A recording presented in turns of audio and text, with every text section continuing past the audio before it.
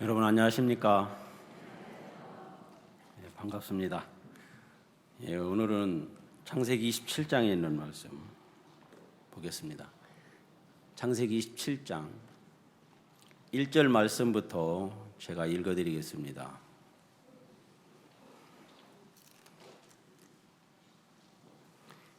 창세기 27장 1절부터 23절까지 읽겠습니다.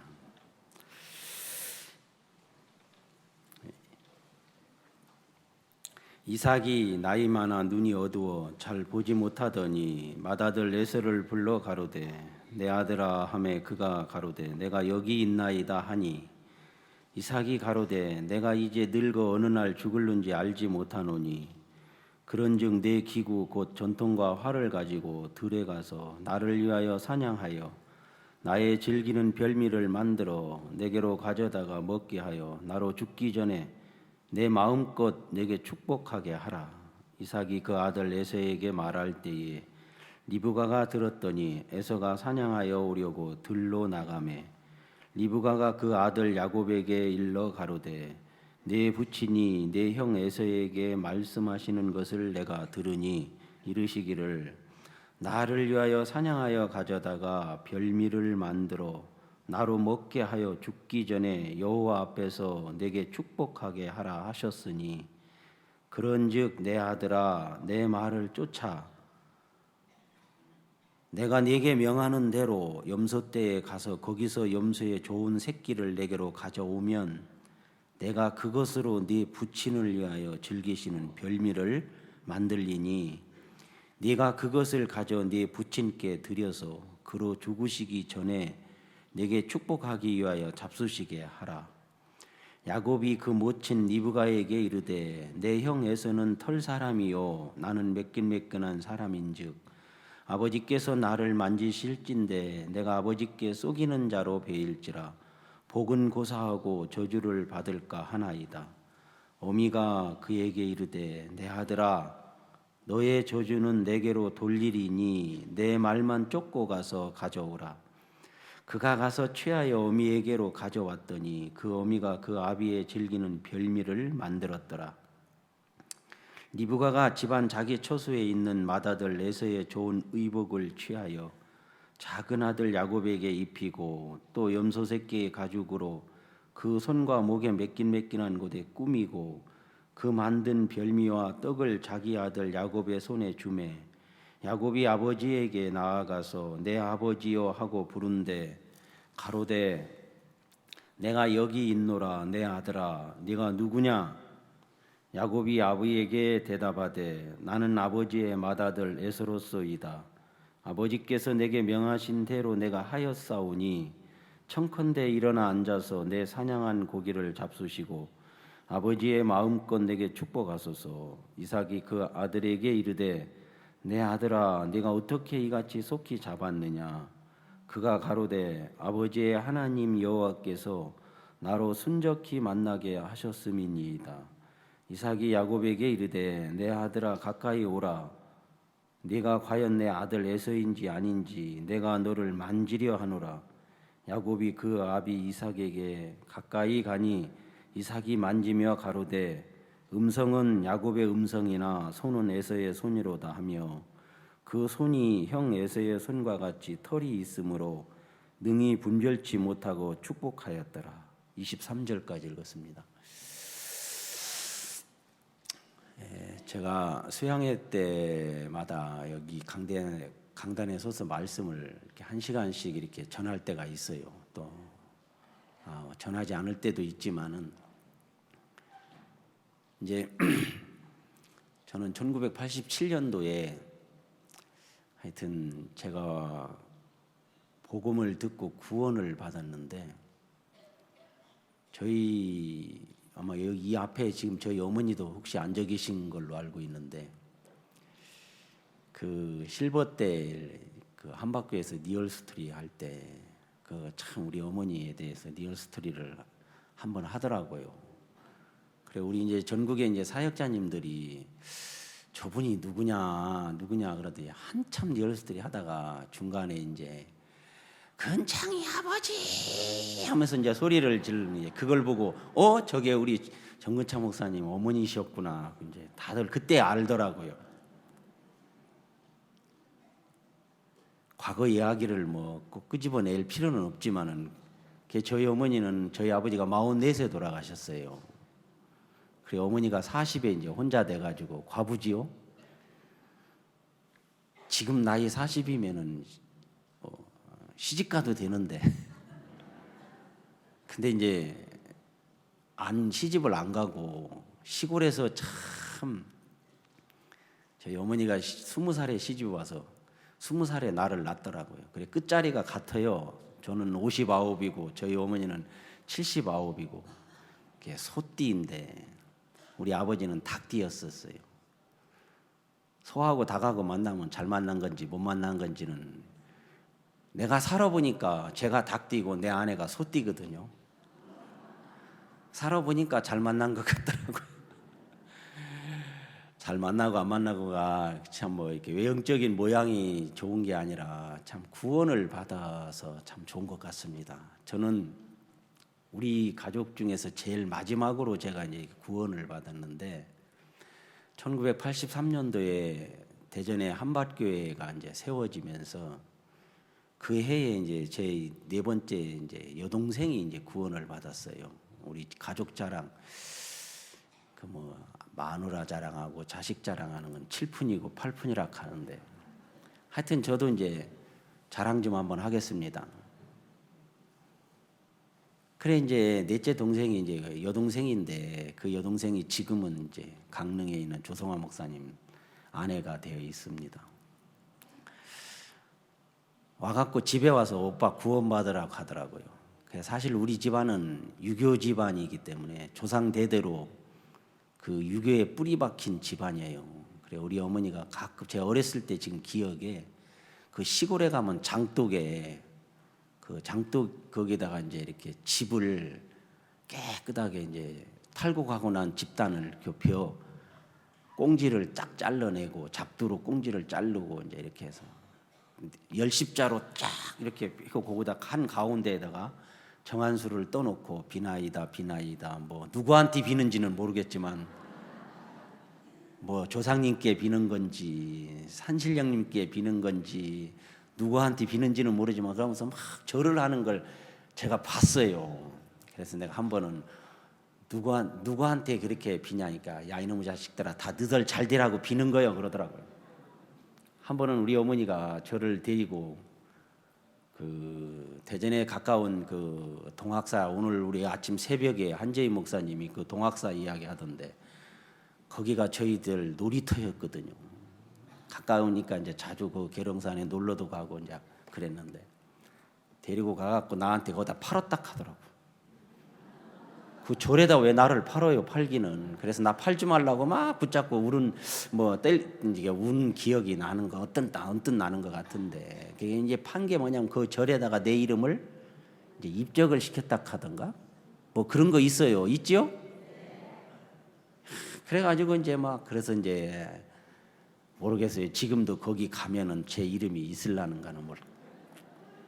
근데 이제 거기에 이름이 기록이 되는 게 중요한 게 아니라 생명책에 내 이름이 기록이 돼야 그게 진짜예요. 아멘? 여러분이 구원받으면 하나님 하늘나라에 있는 생명책에 여러분 이름이 하나님이 그 이름을 기록한다고 그랬습니다. 근데 여러분 눈으로는 지금 안 보이지만 믿음의 눈으로 바라보면 그 생명책에 여러분 이름이 다 기록되었을 줄 믿습니다. 왜? 구원을 받았기 때문에. 저는 83년도서부터 하여튼 87년도 내가 구원받을 때까지 못된 짓을 많이 했어요. 하여튼 핍박을 많이 했는데 어떤 목사님이 여기 오늘 말씀 전하러 올라가고 딸내미 집어내 빈 이야기 하지 말라 하더라고. 그래서 내가 그럼 딸내미 집어내 빈 이야기는 집어 던진 이야기는 하지 말고 그러면 칼로 동생 배 찔른 이야기만 하면 되겠느냐고. 그러니까 네 맘대로 하라 하더라고. 참 우리 집안에는 지금 한박교회에 있는 바로 밑에 여동생인데 바로 제가 육남매 장남입니다. 바로 밑에 여동생이 한박교회 김영식 장로님 아내인데, 하여튼 그 김영식 장로님 그 매제지만은요, 그 쥐약 먹고 살아나갖고 구원받았거든. 하여튼 우리 집에 구원을 받기 전에 그 참 매제도 그랬지만은 저도 참 만만치 않게 제가 핍박을 좀 많이 했어요. 참 핍박을 많이 했는데 그거 다 이야기하려면은 뭐 참 시간이 많이 가는데, 진짜 한 번은 제가 회사에서 퇴근을 하고 나니까 제 아내가 없더라고요. 그것도 이제 일찍 회사에 출근했는데 일찍 퇴근을 한 게 된 게, 회사 출근하니까 정전이 돼가지고 회사 기계가 돌아가지를 못해요. 그러니까 일찍 퇴근을 시켜버리더라고. 월급을 작게 주려고. 그래서 이제 일찍 퇴근해갖고 와보니까 제 아내가 없어요. 어디 갔나 그랬더니 나중에 알고 보니까, 그래서 이제 눈치를 채기는 챘지만은 뭐 제가 이제 출근을 하고 이제 하면은 이제 교회를 가요. 부인애도 가고. 내가 있을 때는 이제 안 가고, 있을 때 갈 수도 없고, 왜 교회 간다 소리, 교회 교자만 나와도 이제 뭐 난리가 나니까, 저는 1년 365일 구원받기 한 5년 전부터, 한 6, 7년 전부터 1년 365일 거의 술 안 먹는 날이 없었어요. 근데 안 먹는 날이 하루씩 이틀씩 있어요. 언제? 그 전날 하도 많이 처먹어갖고 일어나지 못하면 그 이튿날 못 먹는 거예요. 하루는 내가 피를 토하니까, 위에 출혈이 있어 피를 토하니까 우리 어머니가 막 참 아들 살리려고, 결혼을 해갖고 사는데도 이제 아들 살리려고 이제 막 약도 사다 주고 그러는데 거의 안 먹었어요. 다 집어내밀고. 인생은 짧고 굵고 짧게 사는 것도 괜찮다고 하더라. 아버지 44세까지 살다가 죽었는데 뭐 나야 뭐 나도 그 정도만 살다가 죽으면 안 되겠나 그랬어요. 진짜. 그러면 이제 나도 내 아내를 과부 만드는 거 아닙니까? 그래서 이제 막 그냥 억보로 그냥 막 엄청 먹었어요, 술을. 하여튼 술 먹고는 가도 지구는 못 갔으니까.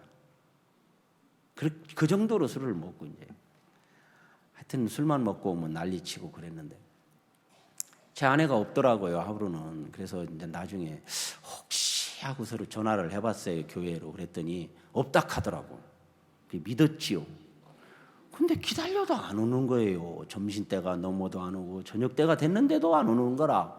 그러면 이제 제 아내는 이제 내가 이제 회사 출근하면 보통 이제 밤 9시 돼야 퇴근을 하니까 그때까지 이제 안심하고 이제 탁 갔는데,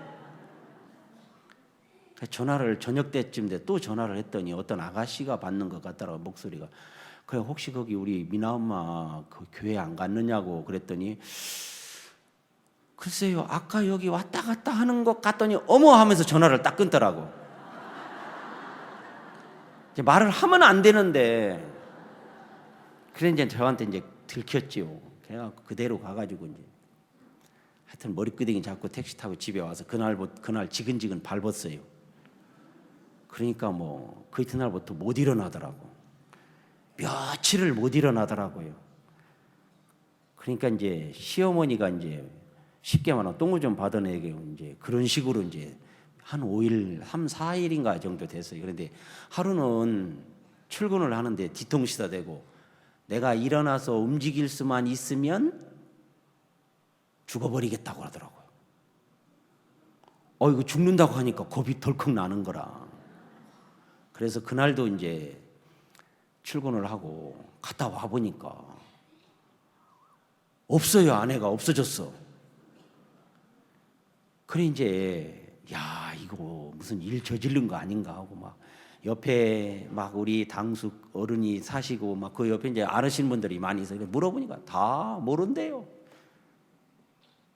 그래가지고 이제 딱 그 뒷집에 어떤 할머니가 나오는데, 할머니 우리 미나 엄마 못 봤어요? 그랬더니 아까 나가던데 어디 병원에 가는가 그랬더니 아니요. 그래 어디가 세대가 어디가 그랬더니 교회 갔다 오려고요. 그러더라는 거지. 야, 세상에. 그래 내가 기가 막히는 거예요. 그래 내가 그때 저 사람은 다리 부러뜨리면 다리 붙으면 또 교회 갈 사람이구나. 그래가지고 하여튼 뭐 그래도 그러거나 말거나 하여튼 박사를 막 자주 냈는데, 내가 그렇게 하게 된 동기가 제 친구 중에 교회를 다니는 친구가 있었어요. 그런데 그 친구가 같이 만나서 술을 먹으면은 야 이 새끼야 병신같이 마늘 하나도 못 다스리냐, 아이고 나가 뒤져라 그러더라고. 친구가 그렇게 이야기를 하면요, 그 친구니까 이제 뭐라고 할 수도 없고, 그냥 막 그날 막 또 집에 들어오면 이제 난리를 나는 거예요.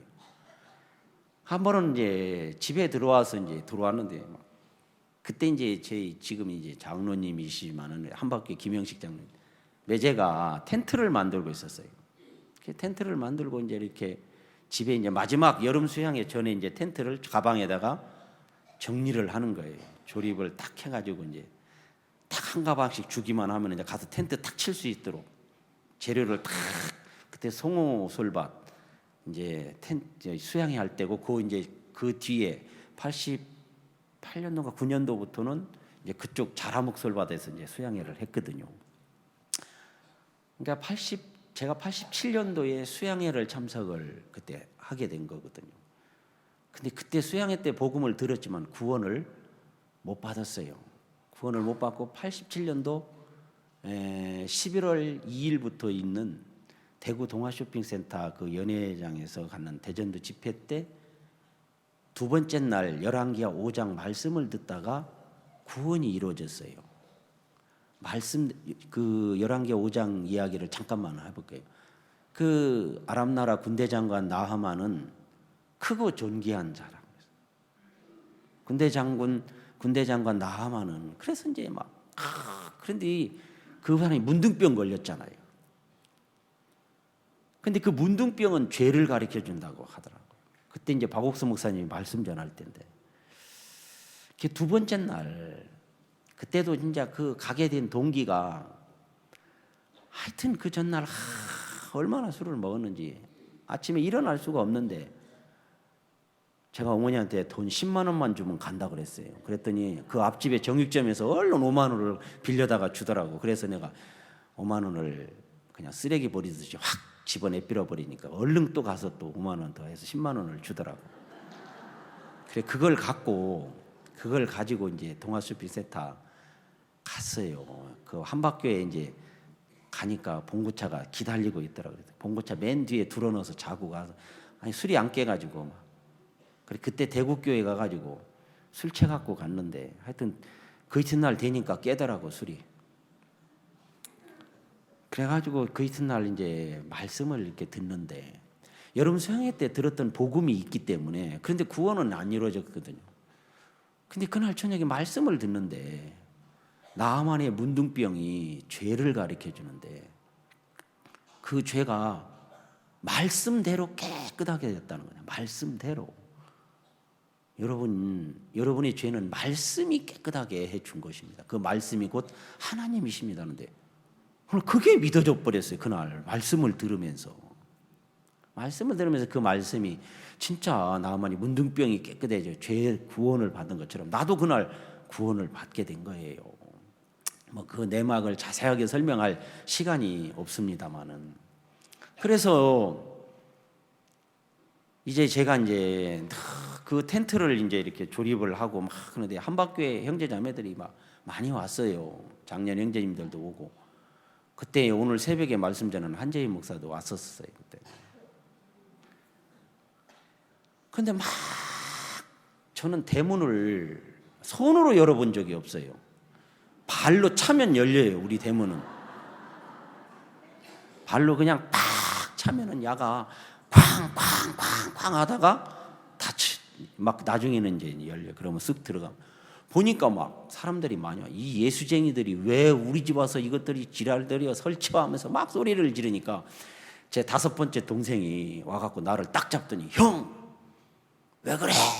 이 새끼도 죽을래? 그랬더니 그래 죽여라 죽여 하면 막 대들더라고요. 그때 이제 그 5번째 이제 남동생이 군대 가려고 영장 받아놓고 있을 때 있어요. 군대 가려고.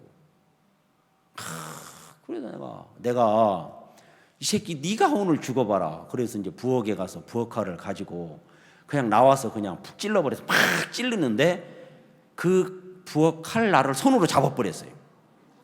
잡고 배를 찔렀는데 그대로 스쳤어요. 피가 막 쫙 피가 막 흐르지요. 이제 막 난리가 났지요. 그러다가 이제 방에 들어가갖고 막 방에 있는 거 막 다 집어내피는데 화장대 유리도 막 재떨이로 던져 깨지고 막 난리가 났습니다. 난장판이 된 거죠. 방바닥에 이제 이렇게 보재기에 싸갖고 이렇게. 근데 이제 제가 큰 딸이 있고 작은 딸이 연년생이에요. 그냥 낳고 1년 만에 하나 또 낳았으니까 이제 방문 열고 들어가면 여자만 셋이 쫙 누워 있어요. 딸만 둘인데 다 지금 시집 갔습니다. 큰 딸은 지금 제주도에 살고 작은 딸은 우간다 선교사. 둘째 사이가 이제 우간다 선교사인데. 그래 이제 근데 그래서 방에서 막 뭐를 집어내피는데 뭐가 날아가면서 하고 우는 거예요. 방에서 마당까지의 거리가 약 한 5m 가까이 돼요. 5m 이렇게. 근데 그 마당이 세면 바닥이었어요. 거기 떨어졌으면 아마 그 깐난이 요만해. 이제 뭐 나갖고 얼마 안 됐을 때니까. 몇 개월 안 됐을 때였어요. 이제 나는 이제 술이 취했죠. 근데 그 마침 그 텐트 위에 떨어졌어요. 텐트를 이렇게 쌓아놨어요. 고에 똑 떨어졌어요. 소문에는 큰 딸 던졌다고 소문 나는데 사실은 작은 딸이거든요. 그때 둘째 딸이었는데.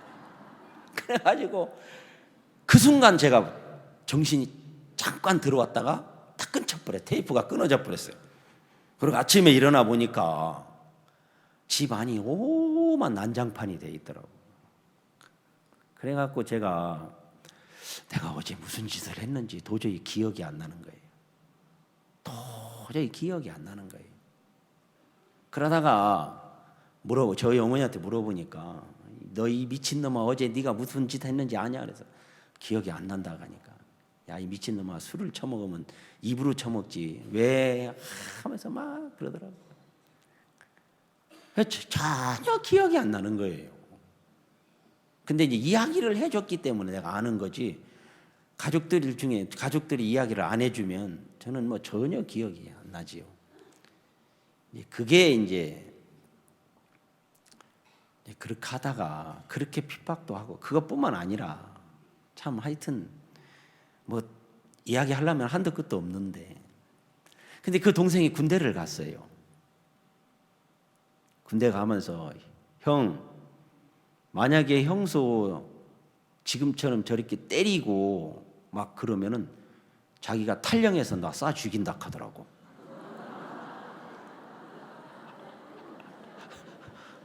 야, 겁난 말, 얼마나 무서운 말이에요. 아니, 찌놈의 자식이 뭐라는 줄 알아요? 형수 그렇게 때리면은 내가 탈영해서 때려 죽인대요, 나를. 와, 근데 동생은 지금 기억 날는지는 모르겠지만은. 근데 그해 11월 2일 날, 3일 날 저녁에 대구 동아쇼핑센터에서 말씀을 듣다 내가 구원을 받았어요. 구원받고 편지를 썼어요. 사랑하는 동생, 내가 이만저만 이렇게 해갖고 구원을 받았다고 이렇게 편지를 썼는데 이제 동생이 이제 부대에서 이제 편지가 왔으니까 읽을 거 아닙니까? 이렇게 편지를 갖고 보초소로 올라가고 그 편지를 뜯어서 막 있는데 내가 이제 구원받았다는 편지를 쭉 읽어 내려가는 거지요. 그러니까 이제 내가 이제 구원을 받았다는 이야기를 듣고 보초서면서 그렇게 하나님 앞에 감사하다고 울었다 하더라고요. 이제 그때 당시만 해도 제가 이제 이 노가대를 하고 있을 때인데 이제 사표도 내고요. 교회 다닌다고 가족들이 다 교회를 다니니까 내 딴에는 내가 이렇게 살면 뭐 하냐. 그래가지고 이제 사표를 내고 그 사표는 돈 퇴직금 갖고 술 처먹고 이제 다 그렇게 하다가 이제 놀다가 노는 것도 지겹더라고요. 그러다가 이제 노가대를 하는데 진짜 동생이 제가 노가대 하고 있을 때인데 휴가를 나와갖고 막 찾아왔더라고요. 거기까지.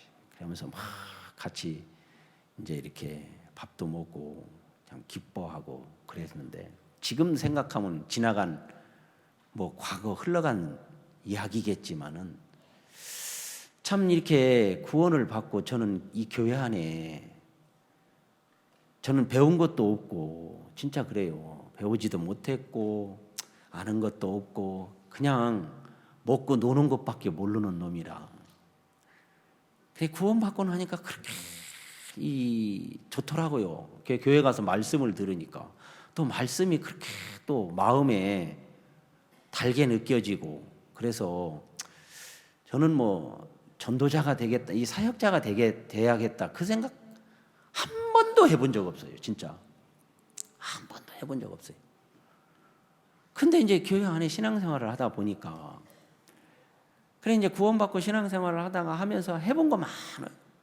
진짜 뭐 꽃장사도 해보고 연탄 배달도 해보고 쌀 배달도 해보고 우유 배달도 해보고 맨날 배달만 하루는 그때 이제 박 목사님이 한박교에 이제 오셨을 때였는데 우유 배달을 이렇게 새벽 4시에 우유를 배달을 하고 난 뒤에 일요일 날 10시쯤 맞춰요. 그러면 교회에 도착하면 10시 한 반쯤 돼요. 10시 반쯤 좀 넘던가 11시쯤 가까이 되면 11시 한 반쯤 되면은 목사님 말씀을 이제 전하기 시작하거든요. 그러면 그 시간에는 막 교회 가면은 막 이건 저는 뭐 거의 이제 자다시피 하는 거예요. 자다가 막 조는 게 아니라 거의 자요. 이제 우유 배달하고 이제 와서 이제 앉아 있으니까 특히 겨울 같은 때는 그 추운 겨울 막 그 찬바람 센 새벽 4시에 일어나갖고 우유 배달을 딱 마치고 나면 보통 10시인데 그럼 막 그 따뜻한 예배당 안에 들어가면은 막 너무 좋아요. 막 포근한 게 제가 지금 벌교회에 있습니다. 벌교교회에 오늘 아침 새벽에 말씀하신 우리 한재희 목사님이 이제 벌교교회에 있다가 지금 서울중앙으로 가고 내가 이제 대타로 이제 후속타로 가 있는데 그래 벌교교회를 자기 교회 만들려고 했었다 하더라고. 그래서 내가 오늘 말씀 마치고 내려왔걸래. 나는 그러면 A 시간에 올라가 갖고 한재희 목사님이 벌교교회를 자기 교회 만들려고 하는 걸 내가 가서 뺏었다고 말할까 그랬더니 웃더라고요. 그래서 저희들 벌교교회는 나무 보일러예요. 나무 보일러. 그냥 나무 뭐 시골이니까 뭐 나무 많지요. 나무에다가 막 나무 보일러니까 불 때니까 막 만약 기름을 때가 그렇게 따뜻하게 건물을 따뜻하게 만들려면 기름값이 막 어마어마하게 들어가는 거지요. 그런데 나무 보일러니까 너무 좋은 거예요. 따끈따끈하게. 저는 밖에 나갔다가 쓱 들어올 때 예배당 문, 그 1층 예배당 문을 싹 열으면은 그 따뜻한 기운이 몸에 확 와서 담은 막 그게 막 그 따뜻한 게 막 온 몸을 막 포근하게 만들어 주는 거예요. 그게 그렇게 좋아요. 야, 아예 기름 보일러 설치되어 있어도 안 떼거든요. 그냥 나무 떼갖고 따뜻하게 너무 좋아요. 그 따뜻한 기운이 막 탁 몸에 부딪히면서 그 오는 그 쾌감, 그 포근한 마음, 그 너무 좋더라고요. 그래서 답답할 때는 막 밖에 나가서 마당 안 받고 그 찬 좋은 그 벌교는 이제 바다가 가까우니까 바닷바람이 막 세게 불어 들어와요.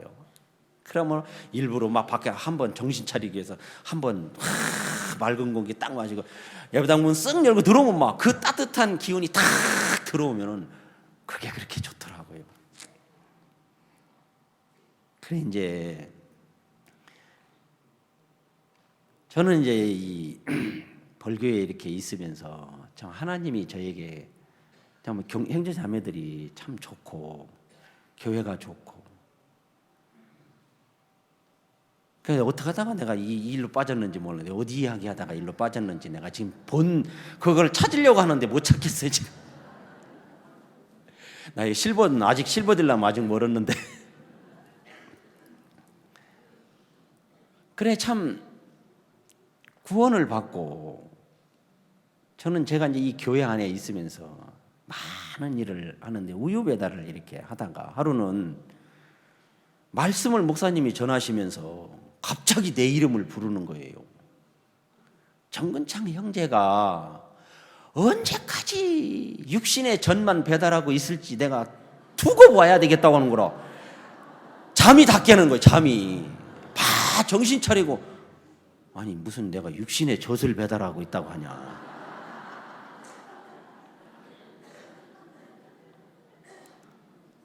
그때부터 내가 가만히 생각해보니까 진짜 우유 배달 그거요. 제가 그때 파스테르 우유 보급소 서구 대전시 서구 보급소를 하고 있었는데 그래 이제 그때부터 막 마음에 갈등이 생기는 거예요. 야, 내가 진짜 언제까지 이 육신의 전만 배달하고 있을 거냐.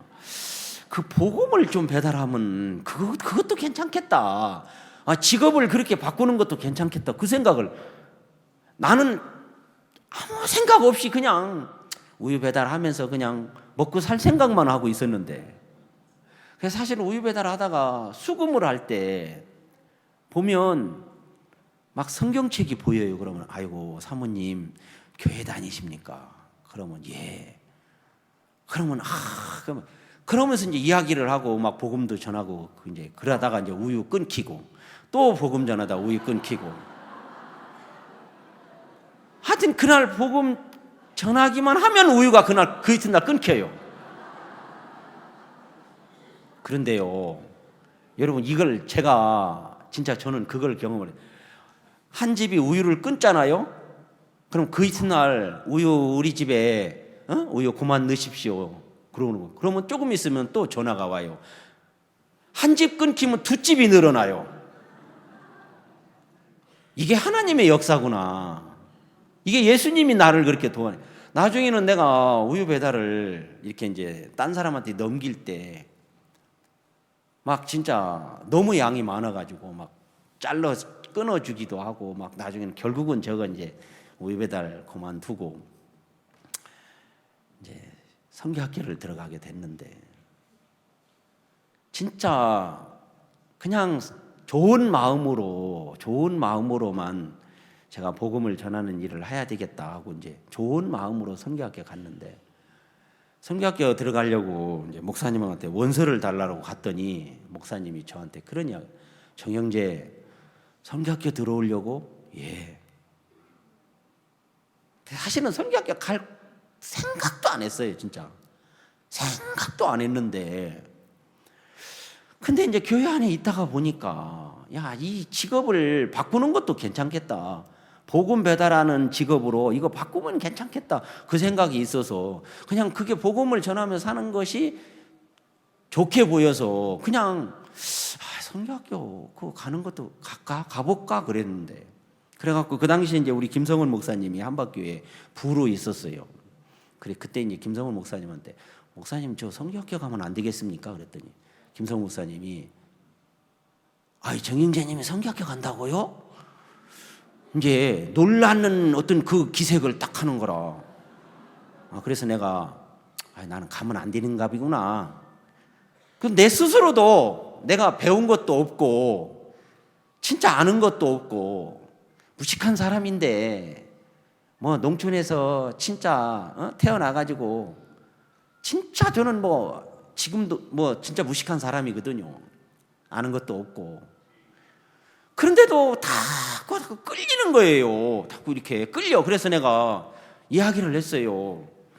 목사님, 저 선교학교 가면 안 되겠습니까? 그랬더니 그 전에도 하나님이 제게 요한복음 5장 자리를 들고 일어나 걸어가라, 자리를 들고 일어나 걸어가라, 자리를 들고 일어나 걸어가라 계속 그러는데, 자리를 들고 일어나 걸어가기는 하는데 선교학교까지 못 걸어가더라고요. 그랬었어요. 그런데 이제 그때는 진짜 가고 싶더라고요. 그래서 일어나서 진짜 걸어갔어요. 사택까지 걸어가가지고, 목사님, 저 선교학교 들어오겠습니다 했더니, 그 전에 이제 소문이 막 나더라고. 정영재님이 선교학교 간다면서요? 나 누가 허락도 안 하고 나 간다고 하면 가면 안 되겠느냐고 물어본 것밖에 없는데 뭐 선교학교 간다고 소문이 쫙 났더라고요. 그래서 이제 진짜 말씀대로 일어나 걸어갔어요. 걸어가갖고 목사님한테 원서 좀 달라고 하니까, 정영재가 선교학교 들어오려고. 예, 목사님. 그래? 그런데 정영재 선교학교 들어오는 건 내가 좋은데 태양 맞으면 그러시더라고. 저는 원서도 받기 전에 태양 맞았어요.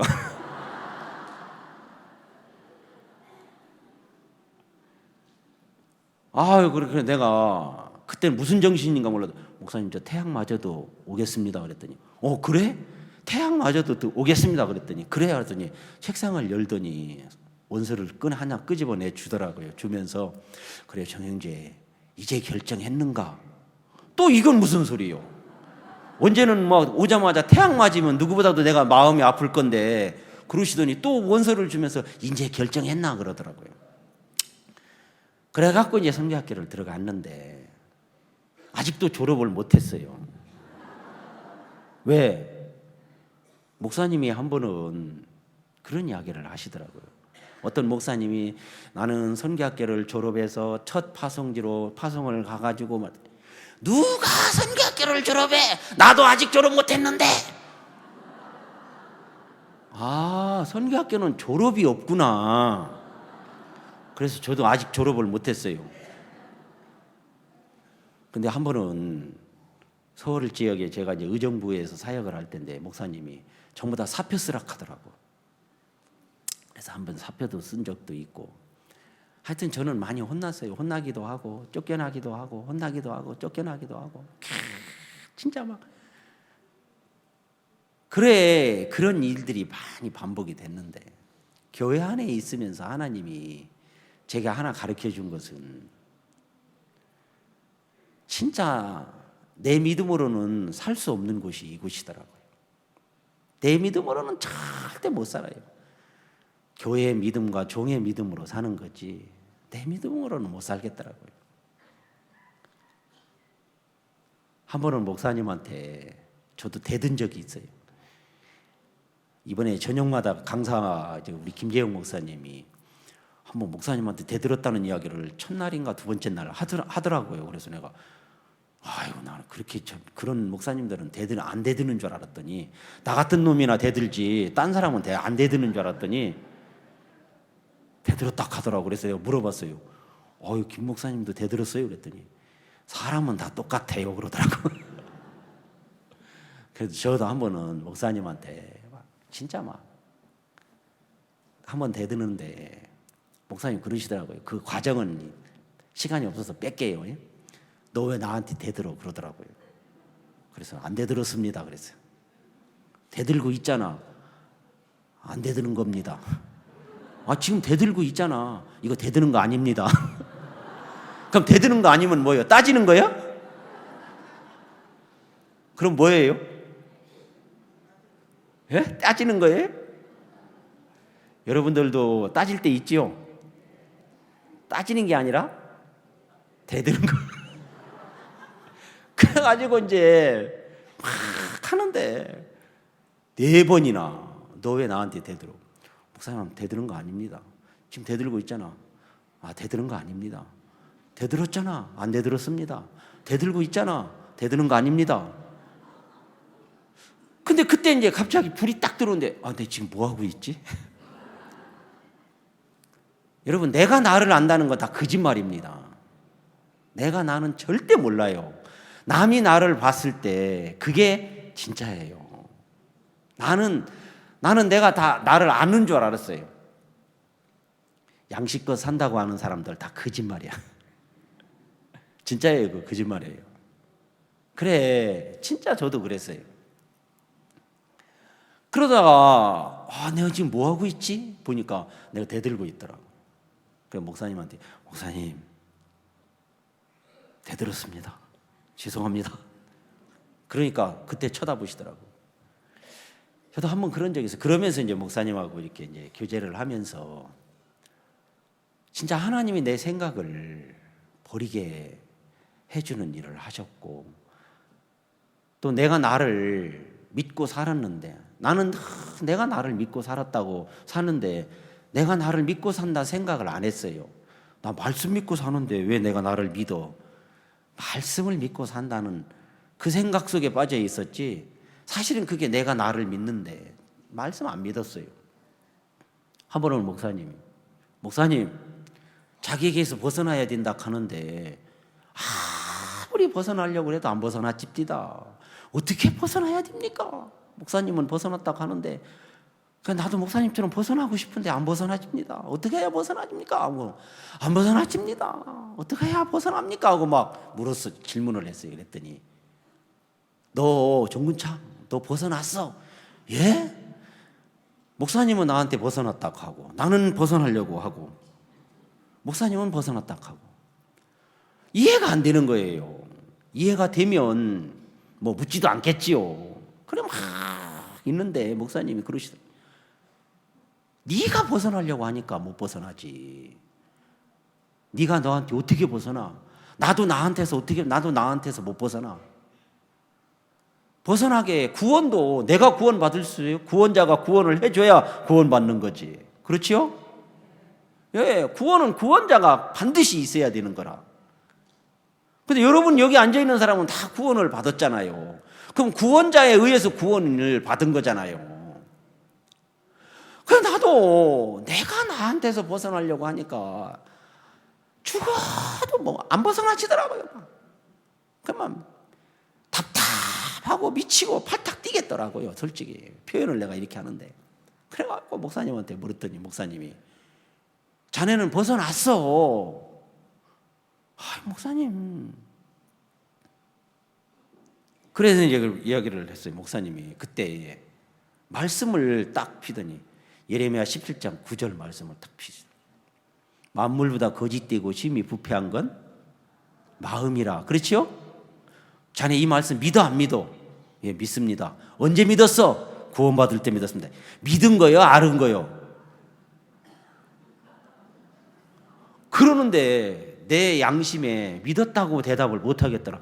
그래서 가만히 있다가 목사님 제가 안 거지 믿은 게 아닙니다 그랬더니 근데 믿습니다. 지금 믿습니다 그랬더니 그래 자네가 이 말씀을 믿으면 자네 어떤 사람이야? 그래 예, 거짓된 사람입니다. 근데 그 말씀을 믿으니까 나 거짓된 사람이더라고요. 그래 자네 거짓된 사람이야. 자네는 거짓된 사람이야. 그런데 그날 야 내가 진짜 거짓된 놈이구나. 거짓된 사람이구나. 그러더니 또 창세기 6장 5절로 나를 딱 내 마음을 끌고 가더라고요. 이렇게. 그러더니 하나님이 사람을 지으신 걸 보고 항상 악할 뿐임을, 사람의 죄악이 세상의 관영함과 그 마음의 생각이 항상 악할 뿐임을 보시고 자네 이 말씀 믿어 안 믿어? 예, 믿습니다. 자네 이 말씀 믿으면 어떤 사람이야? 어떤 사람이야? 예, 항상 악한 사람입니다. 그럼 자네 항상 악한 사람이야. 나는 내가 악하다는 걸 내 행위나 행동을 보고 내가 악한 사람인 줄 알았어요. 근데 말씀에 하나님은 나를 보고 말씀은 항상 악하다는 거예요. 그럼 내가 지금까지 교회 안에서 착한 일, 선한 일, 좋은 일, 뭐 나쁜 일, 뭐 무슨 일을 해도 다 악하네.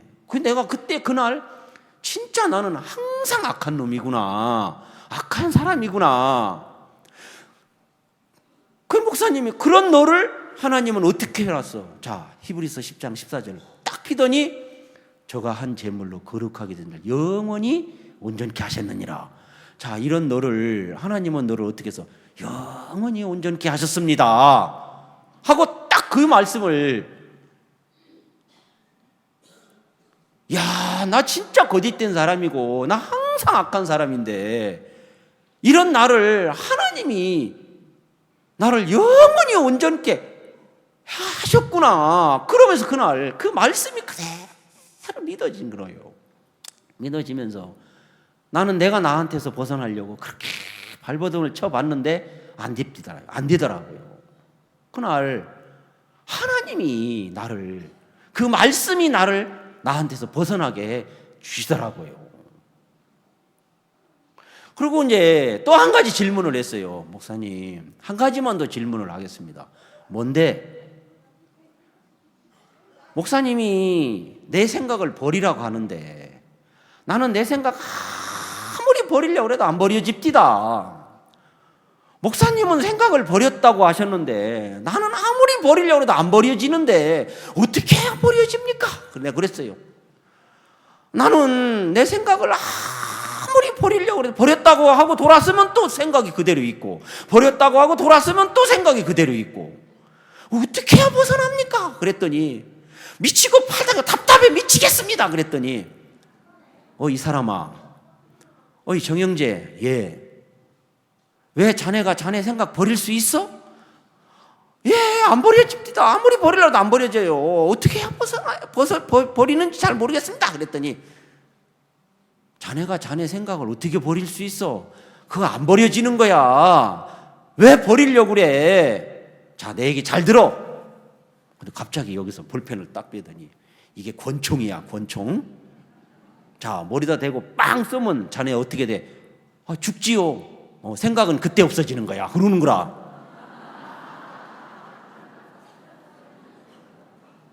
이 생각은 내가 우리 조선말로 돼져야 없어지는 거구나. 죽어야 없어지는 거구나. 그러면서 이제 불이 딱 들어오는 거예요. 아, 지금까지 내가 내 생각을 버리려고 한 이것이 내가 사단한테 속은 거였구나. 내가 버리려고 하는 그 생각이 이게 사단이고 마귀고 내가가 바로 마귀요. 나를 마귀가 그렇게 속였구나. 그래, 말씀에는 자네를 어떻게 해놨어? 그러더니 또 히브리서 10장 14절 말씀 또 읽으라 그러더라고요. 저가 한 제물로 거룩하게 된 자를 영원히 온전케 하셨느니라. 그 말씀을 또 읽으라고 하는데 그 말씀이 이미 마음에 믿음이 왔잖아요. 믿었어요. 그래, 내 생각이 있거나 없거나 하나님은 나를 영원히 온전케 해 주셨구나. 그러면 내 생각을 내가 버리려고 안 해도 나는 온전한 사람이고 다만 말씀이 뭐라고 했는지 그 말씀을 믿는 거구나 하고 내가 마음에 내 생각에서 내가 내 생각을 버리려고 안 해도 내 생각을 믿지 않게 만들어지더라고요. 그러면서 마음에 막 속이 시원한 거예요. 막 깨어난 거 표현을 어떻게 하지? 그날 내가 목사님 내가 오늘 구원을 받은 것 같습니다. 그래. 그러면서 이제 진짜 저는 제가 지금도 내 생각 올라와요. 예, 지금도 내 생각이 막 올라와요. 올라오지만 그걸 안 믿는 거라. 요건 내 생각이야. 요거 믿으면 나 망해. 요거 믿으면 나 죽어. 요걸로 선이 딱 그어지는 거예요. 선이 다 내가 마음에서 한 번은 목사님이 이런 이야기를 하셔요. 제가 서울 지역에 있을 때 내가 올 안으로 우리 선교의 D.L. 무디 같은 목사님 5명 내가 만들 거야. 하나님이 5명. 그 이튿날 가니까 올 안에 우리 선교의 목사님 D.L. 무디 같은 목사님 50명 만들 거야. 50명. 그러니까 그 이튿날 가니까 올 안으로 내가 D.L. 무디 100명 하나님 100명 만들어준다. 하루에 50명씩 늘어나는 거예요. 근데 내 생각에는 속에서 내 생각이 어떤 생각이 올라왔는지 아십니까? 그대로 이야기해 드릴게요. 처음에 5명 할 때는 아멘 할렐루야 하나님 일하실 거야. 분명히 목사님 믿음대로 될 거야. 그랬어요. 근데 그 이튿날 하니까 50명이라고 해가는데 50명? 50명? 여러분 목사님이 50명 된다면 돼요 안 돼요? 그 믿음이라 그게. 근데 나는 50명까지 그 50명 중에 내가 포함이 되려나? 그래 나는 안 돼. 그래 맞아. 50명까지 돼. 근데 그 이튿날 하니까 100명. 어제는 또 50명, 오늘은 또 100명이라다냐. 그러면서 막 속에서 이게 안 믿어지는 거예요. 예? 여러분 그럴 때가 있어요 없어요? 안 믿어지는 거라. 그래서 내가 그날 이제 모임을 마치고 이제 집에 갔어요. 그 이튿날 또 왔어요. 간증을 하라는데 목사님 제가 간증 좀 하겠습니다. 뭔데? 간증해봐. 목사님 첫날 50명, 5명 이야기할 때는 믿음이 왔습니다. 그 이튿날 50명 할 때는 약간 의심이 생기답디다. 그리고 그 이튿날 100명 했을 때는 무슨 100명이야 100명은 무슨 100명까지 해야 돼. 제 마음에 그런 생각이 막 올라오는데 제가 그런 생각이 막 그 마음에 그런 생각이 올라왔습니다. 그러니까 장근창 하면서 그날 막 목사님이 얼마나 이름을 크게 부르니 너 왜 또 네 생각 믿어? 그러면서 내가 거룩하다면 거룩해. 내가 의롭다면 의로운 거야. 그러니까 목사님이 의롭다고 하니까 하나님이 의롭다면 의로운 거고 하나님이 거룩하다면 거룩한 거야. 알아? 아멘. 제가요 그 소리 한두 번 들은 게 아니에요. 저도 이 선교회 안에 자그마치 지금 28년 차입니다. 28년.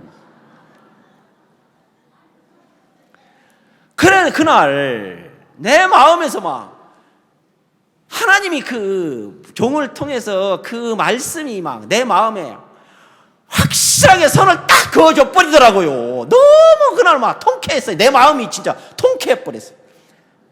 그 뒤로 그래 당신의 종이 하나님의 마음을 갖고 있는 종이 교회 말씀하면 말씀대로 성경에도 말씀대로 요단강에 몸을 7번 잠그니 그 살이 여전히 깨끗하게 되었더라고. 나만의 말씀대로도 죄도 씻어지는데 말씀대로 안 될 일이 어디가 있습니까? 말씀대로 다 되는 게 믿음이잖아요.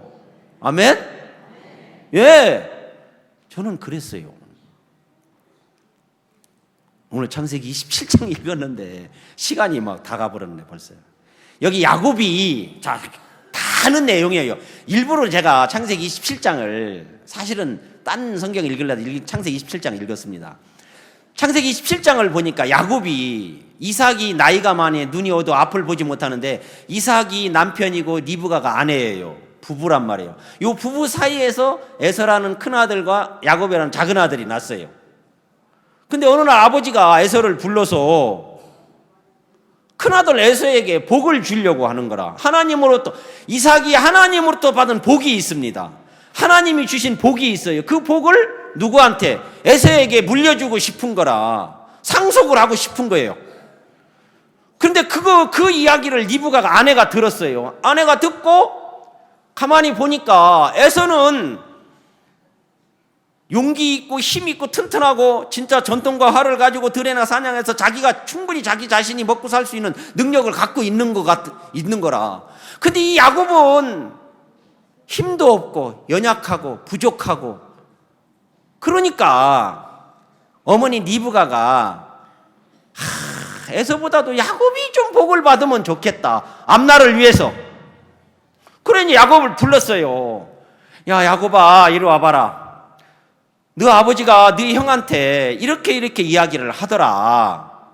네 형이 전통 사냥을 잘하는데 여러분 사냥을 잘한다는 것은 아주 지혜롭고 똑똑하고 지혜와 판단력과 계산력과 그 아주 투시력과 이런 아주 진짜 똑똑한 사람이거든요.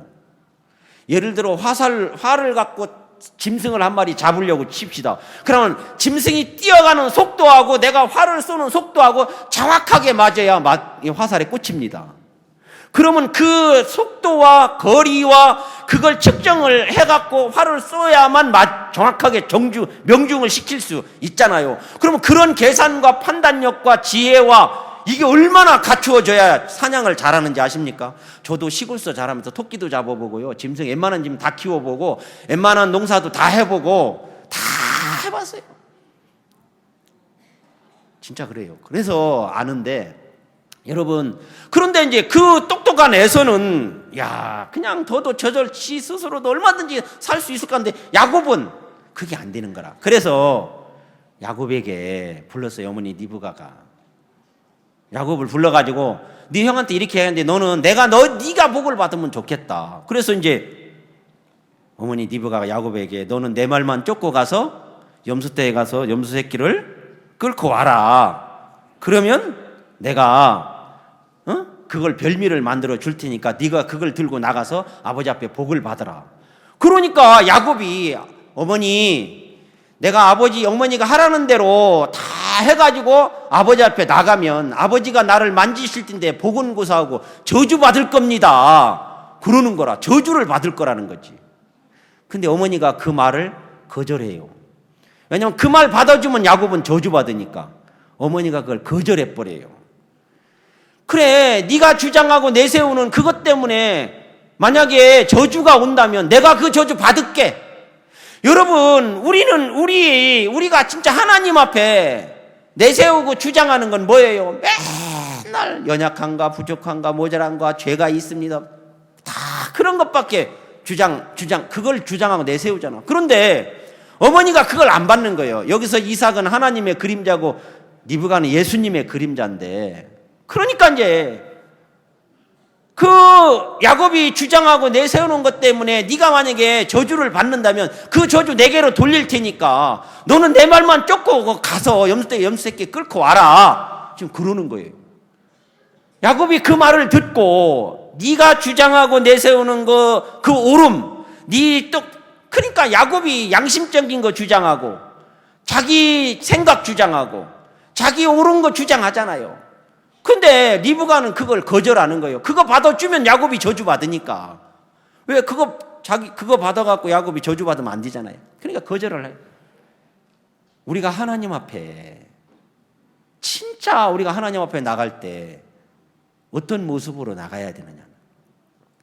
야곱은 리브가가 해주는 그 말씀을 그대로 받았어요. 14절에 그가 가서 취하여 어미에게로 가져왔더니 그 어미가 그 아비의 즐기는 별미를 만들었더라. 그래, 야곱이 그가 가서 어미에게로 가져왔더니 그랬어요. 그가 가서 취하여 어머니가 염소떼가 염소새끼를 끌고 오라고 하니까 야곱이 못 끌고 오겠다고 주장을 하고 내세웠는데, 그것 때문에 네가 저주를 받는다면 그 저주 내가 받을 테니까 너는 내 말만 쫓고 가서 가지고 오라고 하는 거라. 그때 야곱이 지금까지 주장하고 내세운 것을 버리더라고요. 지금까지 주장하고 내세운 걸 딱 버리고 어머니 리브가의 말을 따라서 염소떼와 염소새끼를 끌고 오더라고요. 그게 야곱의 회개예요.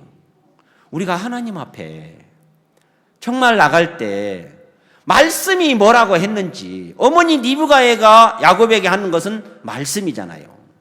그 말씀을 믿는 믿음을 가지고 그래서 이제 야곱이 어머니가 만들어주는 그 별미를 가지고 이삭 앞에 나가는데 이삭이 물었어요. 너 누구냐?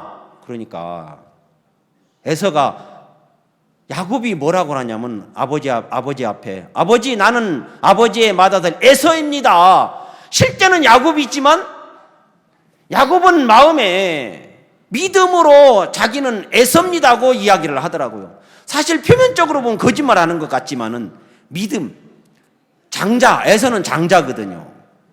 그러니까 야곱의 마음이 딱 믿음을 가지고 아버지 앞에 나가서 아버지가 능히 분별치 못하고 축복하였더라. 그래, 아버지가 축복을 해주는 거예요. 그 야곱이 그렇게 하면서 복을 받은 거예요.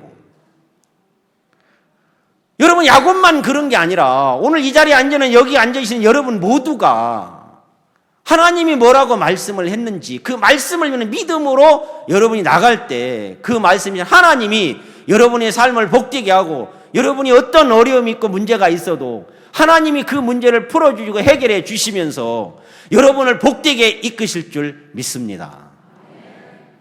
여기까지 마치겠습니다. 기도하겠습니다.